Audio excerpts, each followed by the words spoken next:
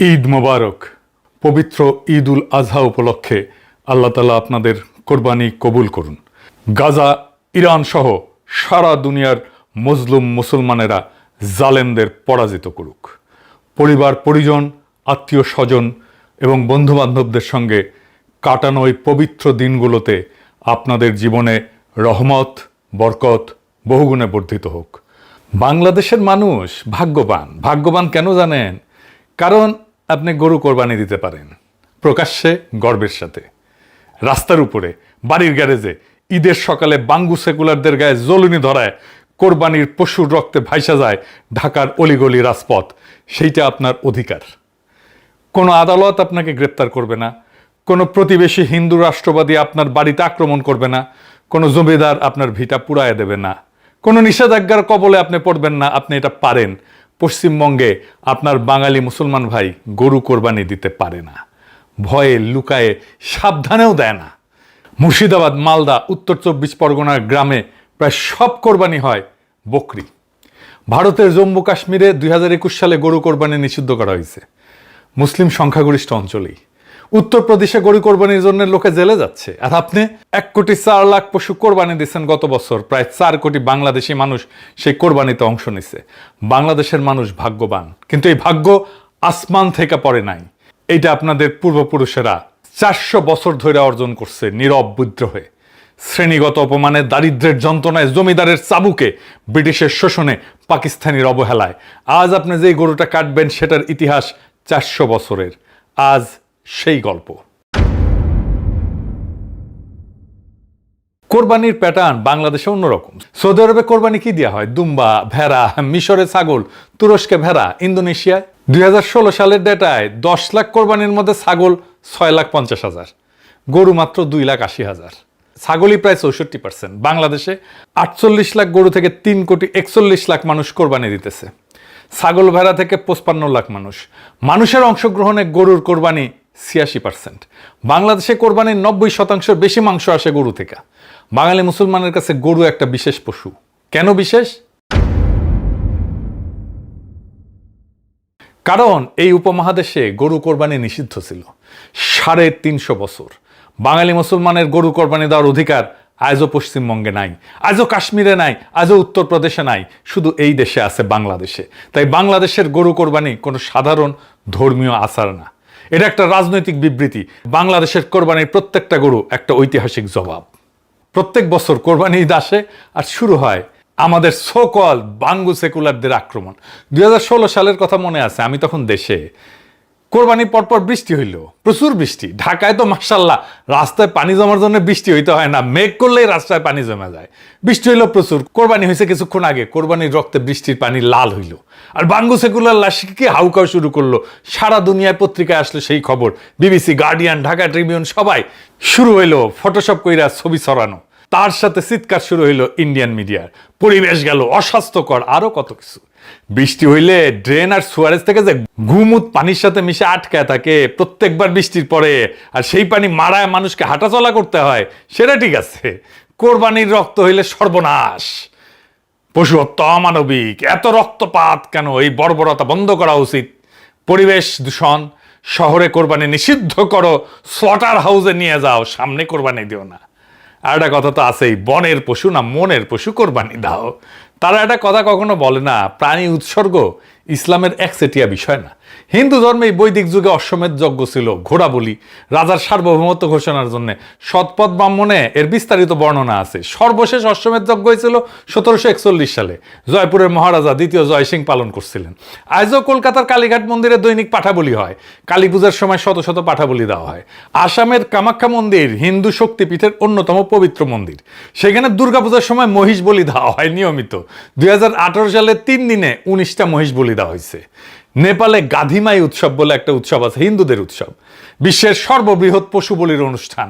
2014 সালে 2 লাখ পশু বলি দেওয়া হয়। 2019 সালে নিষেধাজ্ঞা সত্ত্বেও হাজার হাজার মহিষ বলি দেওয়া হয়েছে গাধিমাই উৎসবে। ভারতের উড়িষ্যায় আদিবাসী সুলিয়া যাত্রায় হাইকোর্টের নিষেধাজ্ঞা অমান্য করে পশু বলি দেওয়া হয়েছে। তাদের যুক্তি, এটা তাদের ঐতিহ্যগত অধিকার। এইবার ইহুদি ধর্ম দেখেন, জেরুজালেমে দ্বিতীয় মন্দিরে দৈনিক 2টা মেষ শাবক বলি দেওয়া হইতো। সাবাতে বাড়তি বলি, উৎসবে আরো বেশি। দ্বিতীয় মন্দির ধ্বংসের আগ পর্যন্ত মানে 70 খ্রিস্টাব্দ পর্যন্ত এই প্রথা চলছে। প্রাচীন জেরুজালেমের অর্থনীতি দাঁড়াইছিল এই বলির অর্থনীতির উপরে, কোরবানির অর্থনীতির উপরে। মানব সভ্যতার ইতিহাস পশু বলির, পশু উৎসর্গের ইতিহাস। শুধু পশু না, মানুষও বলি দিত আগে। প্রত্যেকটা ধর্ম, প্রত্যেকটা সংস্কৃতি, প্রত্যেকটা মহাদেশে উৎসর্গ ছিল। তাহলে শুধু মুসলমানের কোরবানিকে কেন আক্রমণ? কারণ আক্রমণটা পশু হত্যার বিরুদ্ধে না, এটা মুসলমানের সার্বভৌমত্বের বিরুদ্ধে। সেটা কি রকম? এইটা মুসলমানের বিরুদ্ধে সাংস্কৃতিক যুদ্ধ। সাংস্কৃতিক যুদ্ধ শুরু সবসময় অন্যের সবচেয়ে কেন্দ্রীয় সিম্বলকে আক্রমণ করে, কেন্দ্রীয় প্রতীককে আক্রমণ করে। আমরা কাকে আক্রমণ করি? রবীন্দ্রনাথ। কেন? কারণ রবীন্দ্রনাথ বাঙালি ভদ্রলোক, হিন্দু আধিপত্যের সাংস্কৃতিক চূড়া। যত প্রতিভাবানই হোক, তিনি একটা শ্রেণীর প্রতিনিধি, জমিদার শ্রেণীর।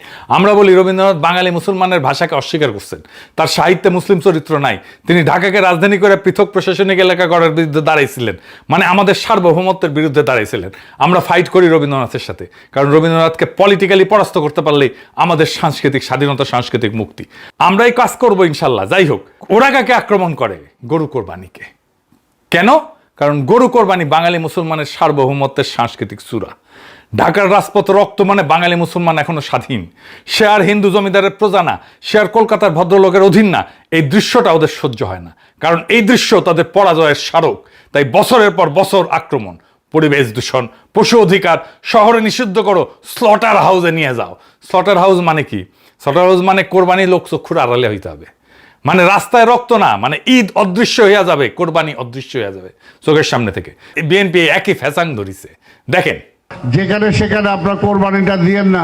কোরবানিটা এরপরে হয়তো এখন হচ্ছে না, 2-3 বছর পরে আমরা বিদেশের মতো করতে পারি, যে যেখানে সেখানে আমরা কোরবানি না দিয়ে স্লটার হাউস আমরা করে দেবো। আছে আমাদের 2টা স্লটার হাউস, এগুলো আমরা আরও বাড়ায় দিতে পারি। কারণ দেখেন, আপনার কে কীভাবে নেবেন জানি না, যখন এই যে আপনার বাড়ির সামনে রোডের মধ্যে যখন কোরবানিটা দেন, এই শিশু বাচ্চারা যখন একটা দেখে যে জীবন্ত একটা প্রাণীকে আপনি কিভাবে মারতেছেন, সাইকোলজিক্যালি কিন্তু একটা বাচ্চা নিতে পারে না এটা। দেখেছেন? স্লটার হাউসে নিয়ে যাবে, শিশুদের নাকি খুব সমস্যা হয়। বাবা! আবার দেখেন বিবিসি কি বলে, ঋণ করে নাকি কোরবানি দেওয়া উচিত না। বিবিসি তো মুক্তি হয়ে গেছে, আলহামদুলিল্লাহ। ভারতে ফেস্টিভ্যাল লোন বলে একটা সম্পূর্ণ সংগঠিত আর্থিক বাজার আছে। ব্যাংক আর্থিক প্রতিষ্ঠানগুলো দেওয়ালি, পার্সোনাল লোন, দুর্গাপূজার লোন নামে পণ্য বাজারজাত করে। অর্থাৎ ঋণ করে উৎসব করা ভারতীয় হিন্দু সমাজে শুধু ব্যাপক না, বরং আর্থিক প্রতিষ্ঠানগুলো প্রাতিষ্ঠানিকভাবে উৎসাহিত করতেছে। হিন্দু ধর্মে ঋণ করে ধর্মীয় উৎসব করার শাস্ত্রীয় অবস্থান কি? হিন্দু শাস্ত্রে সামর্থ্যের মধ্যে উৎসব করার নির্দেশ আছে।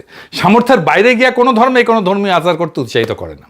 অর্থাৎ ধর্মীয় বিধান অনুযায়ী যদি প্রশ্ন তোলা হয়, হিন্দু ধর্মে ঋণ করে উৎসব করার বৈধতা নিয়ে প্রশ্ন করার শাস্ত্রীয় উপাদান বিদ্যমান আছে। কিন্তু এটা কোনো মেইনস্ট্রিম মিডিয়ার বিতর্কের বিষয় না।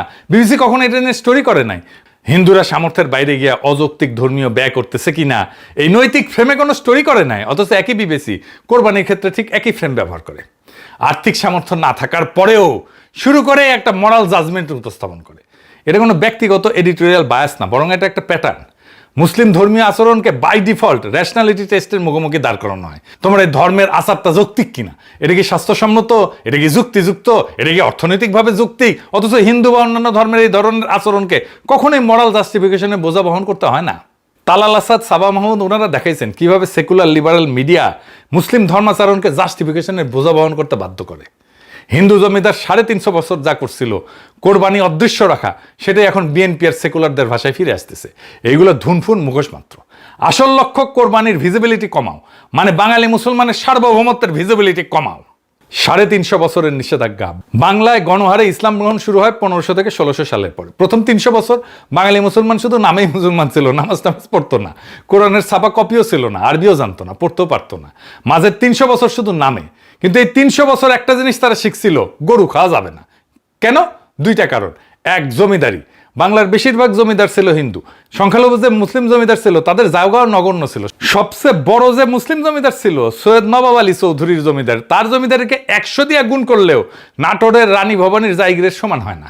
হিন্দু জমিদারের এলাকায় গরু জবাইয়ের অলিখিত নিষেধাজ্ঞা ছিল। কেউ চুপি চুপি দিলে শাস্তি, প্রজার ভিটা পুরায় দেওয়া হইতো, জমি কেটে নেওয়া হইতো। 2 নম্বর হচ্ছে দারিদ্র।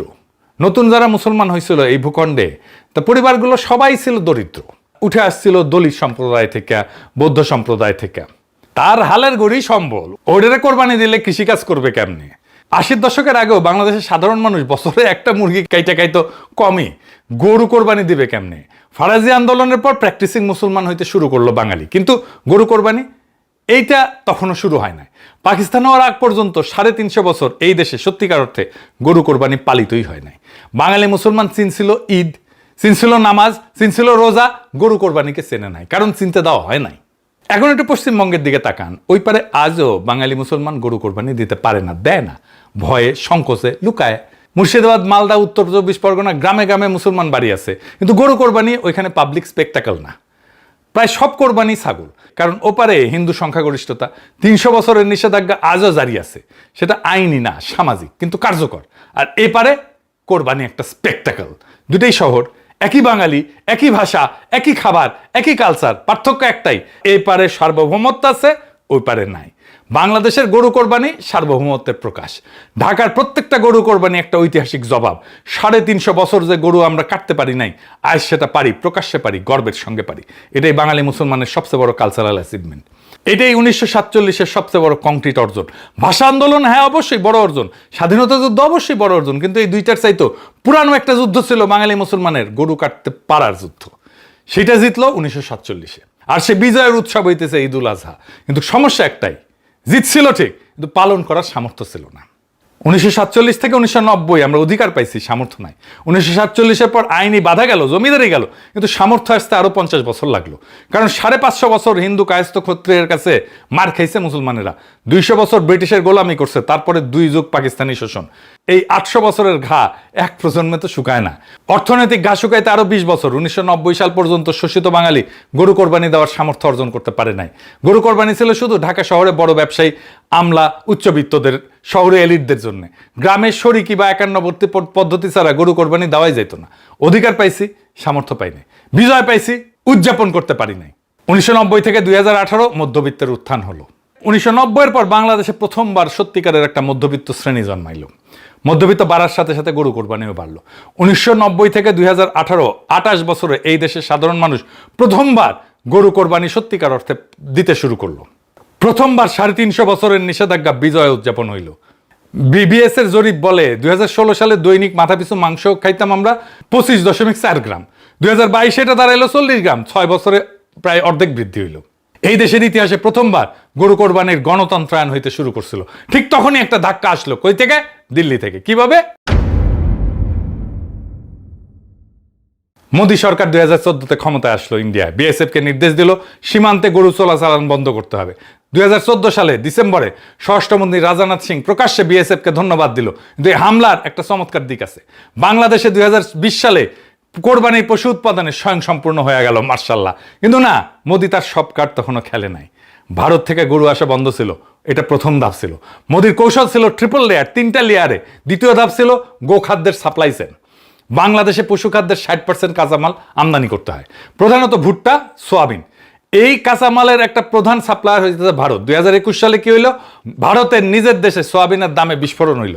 ভারত হঠাৎ সোয়াবিন মিলের রপ্তানি কমায় দিল। বাংলাদেশের ফিড ইন্ডাস্ট্রি সংকটে পড়লো, দাম 40% বেড়ে গেল। উল্টা ভারতীয় কোম্পানিগুলো বাংলাদেশ থেকে সোয়াবিন মিল কিনতে শুরু করলো। বাংলাদেশে সোয়াবিন রপ্তানি করলে আমাদের গবাদি পশুর খাদ্য পাবে না তো? এটা আমাদের রাজনৈতিক নেতাদের মাথায় আসে নাই। তৃতীয় ধাপ কি হলো? 2024 সালে ভুট্টার সাপ্লাই এটাও কমাই দিল। কেন? ভারত বলল নিজের দেশে তারা মদ বানাবে ভুট্টা থেকে। মদ বানানোর জন্য ওরা ভুট্টা ব্যবহার শুরু করলো। বাড়াচ্ছে কিনা কে জানে। বাংলাদেশের রপ্তানি কমাই দিছে। ফলাফল 2023 সালে ডিসেম্বরে বাংলাদেশের ক্যাটেল ফিডের দাম টন প্রতি 66,000 টাকা পৌঁছাইলো। 1 বছরে 20% বৃদ্ধি হইল। মোদির কৌশল কি দাঁড়াইলো? এক হাতে গরু আমদানি বন্ধ, আর এক হাতে গরু পালনের কাঁচামালের কন্ট্রোল। 2 হাত দিয়া বাঙালি মুসলমানের গরু কোরবানির দুর্বল করা। হিন্দু জমিদার আমলে যেটা ছিল অলিখিত নিষেধাজ্ঞা, সেটা আজকে আধুনিক রূপে আসছে। সরাসরি নিষেধাজ্ঞা না, সাপ্লাই চেনকে অস্ত্র বানায় ফেলছে। মোদি বুঝছিল গরু কোরবানি বন্ধ করতে হইলে সরাসরি নিষেধাজ্ঞা দিতে হবে না, শুধু কাঁচামাল আটকাইলেই হবে। এর ফলে কি হইল? কোরবানির পশু কমতেছে। প্রত্যেক বছর গরু কোরবানি কমতেছে, সংখ্যায় কমতেছে। হ্যাঁ, বাংলাদেশে কমতেছে। এই বছর তো খামারিরা গরু নিয়ে ফিরে গেছে, লোকসান এখন গরু পালা। 4 বছরে গোখাদ্যের দাম বাড়ছে দ্বিগুণ। দফায় দফায় দাম বাড়ছে। এইটা শুধু এই বছরের না, 2019 সালেও সংবাদ ছিল গোখাদ্যের দাম বাড়ায় কৃষক বিপাকে। কোরবানির চামড়া নিয়ে মাদ্রাসাগুলো চলতো, কোরবানির চামড়ার মার্কেট একেবারে ধ্বংস করে দেওয়া হয়েছে। এখন মানুষজন পুইতে ফেলে চামড়া। গোপনে কোরবানিকে অদৃশ্য করে দেওয়ার ষড়যন্ত্র চলতেছে দেশের ভিতরে আর বাইরে থেকে। হাসিনার শাসন ছিল রিহার্সেল, ধীরে ধীরে গরু কোরবানি বন্ধ করার রিহার্সেল। এখন আমাদের কি করা উচিত? আমাদের গোখাদ্যের সার্বভৌমত্ব, বাংলাদেশে 60% ফিড কাঁচামাল আমদানি নির্ভর, এইটা ইমিডিয়েট ভালনারেবিলিটি। আমাদের উচিত ভুট্টা চাষ বাড়ানো। বাংলাদেশে এখন 60 লাখ টন ভুট্টা উৎপাদন করে, প্রয়োজন 1 কোটি টন ভুট্টা উৎপাদন করতে হবে। 4 গুণ বাড়ানো সম্ভব। রংপুর, দিনাজপুর, চট্টগ্রাম পার্বত্য অঞ্চলে জমি আছে, পানি আছে, শ্রম আছে, দরকার কৃষিনীতি, সরকারি সাবসিডি। আর সোয়াবিন, বাংলাদেশে সোয়াবিন উৎপাদন প্রায় শূন্য। বাংলার লুথার কিং ফরিদপুরে নাকি সোয়াবিন চাষ দেখেছিল স্বপ্নে, মনে হয়। শুনেন প্রিয় ভাই বোনেরা, এই ফরিদপুরের চর অঞ্চলগুলো ধরে চল অঞ্চলগুলো নিয়ে প্রচুর পরিমাণের সোয়াবিন চাষ হয় না? হ্যাঁ, সোয়াবিন চাষ হয় কি? হ্যাঁ না? না হয় না? এখানে সোয়াবিন চাষ হয় না, কম হয়। কম হয় কেন? ভুট্টা হয়, ভুট্টা চাষ হয়, রাইট? শুনেছেন? যাই হোক, নোয়াখালী, লক্ষ্মীপুরের চলাঞ্চলে সোয়াবিন চাষ করা সম্ভব, কিছু পাইলট হয়েছে। এটাকে জাতীয় প্রকল্প বানাইতে হবে। ভুট্টা আনতে হবে অন্য দেশ থেকে, মায়ানমার থেকে আনা যায়, ইউক্রেন থেকে আনা যায়, সোয়াবিন ব্রাজিল থেকে আনা যায়, আর্জেন্টিনা থেকে আনা যায়। চুক্তি করতে হবে। আর কি, গবাদি পশুপালনে বিপ্লব করতে হবে। ব্রাজিল মাত্র 20 বছরে বিশ্বের শীর্ষ গরুর মাংস রপ্তানিকারক হয়েছে।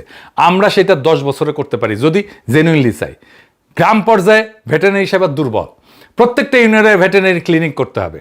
জেনেটিক ইমপ্রুভমেন্ট করতে হবে, স্থানীয় ক্রসব্রিড করতে হবে, ডেভেলপ করতে হবে। এখন আমরা ভারতীয় আর পশ্চিমা ব্রিডের উপরে প্রচুর নির্ভরশীল।